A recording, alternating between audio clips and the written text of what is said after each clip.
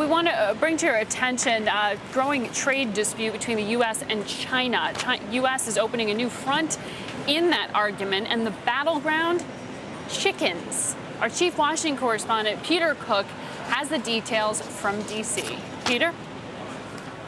Margaret, the U.S.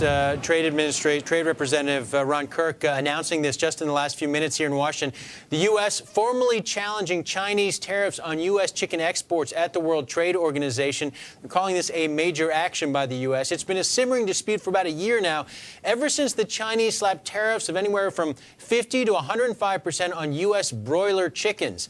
Now, the Chinese action then came after China determined a causal relationship between U.S. companies dumping their products in the Asian country at below-market prices and losses in their own poultry industry. It also followed U.S. tariffs on Chinese tires, so there was some talk of retaliation here.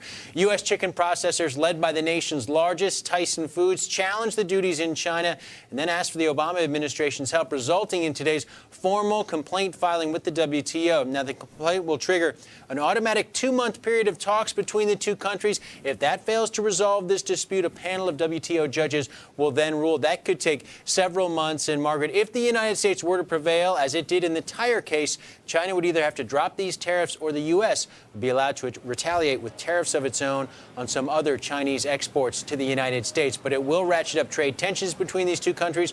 This is a dispute that has been out there for some time. No, and of serious consequence for many farmers. Why did they choose to file the complaint now, Peter?